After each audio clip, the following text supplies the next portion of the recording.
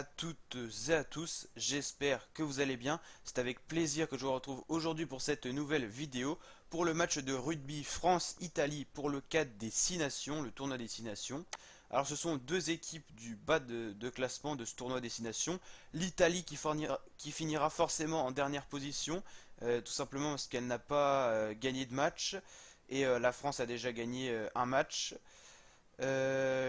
Après, donc, les bas de classement, c'est Écosse, France, Italie. Et ceux qui vont jouer la victoire, c'est Irlande, Angleterre, Pays de Galles, où tout est encore possible avant ce dernier match. Donc là, on a vraiment des niveaux assez hétérogènes avec Italie, France, Écosse, c'est vraiment les équipes qui sont très fragiles en ce moment en Europe. Et Italie, Irlande, Angleterre, ce sont les équipes qui sont quasiment les meilleures au monde. Bien sûr, il y a aussi les All Blacks et d'autres équipes qui sont très fortes en ce moment, mais en tout cas pour l'Europe.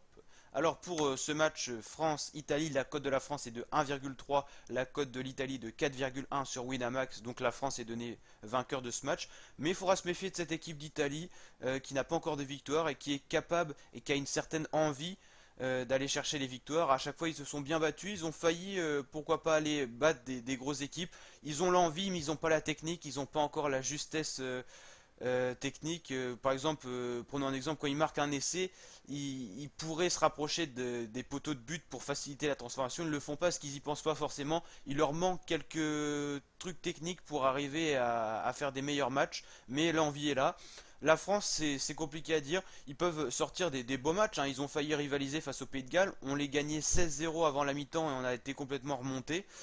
C'est une équipe qui est capable, mais qui est mal dirigée, je pense. Les entraîneurs, l'entraîneur est vraiment passif en fait. À chaque fois qu'il y a une défaite, il n'y a pas de réaction, il n'y a pas d'énervement. Si on compare un peu au foot avec Didier Deschamps, il a du caractère, il peut en imposer à ses joueurs.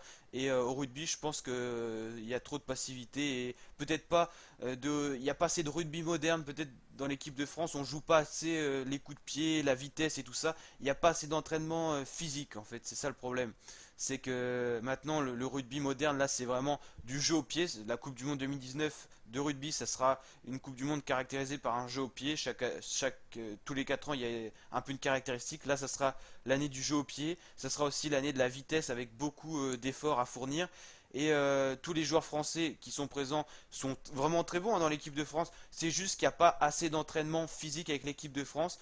Il faudrait privilégier peut-être plus l'équipe nationale qu'est la France que jouer avec les clubs parce que l'entraîneur voilà, il n'arrive pas à s'imposer forcément et les clubs ne donnent pas leurs joueurs assez rapidement pour s'entraîner et pouvoir être forts collectivement. On a des bons joueurs, on a des bonnes individualités mais pas un bon collectif. Donc voilà pour la parenthèse de l'équipe de France. Et l'Italie, c'est pareil, ils ont des bons joueurs, peut-être moins talentueux quand même que l'équipe de France. Ils ont des joueurs qui sont là depuis longtemps, nous on a beaucoup de jeunes, c'est aussi ce qui caractérise cette équipe d'Italie. Mais une équipe d'Italie qui est dans ses pires années de son histoire au rugby. Donc voilà, ça sera deux équipes qui sont en difficulté en ce moment, qui vont s'affronter, où tout reste possible, mais il y a quand même un penchant pour l'équipe de France pour la victoire.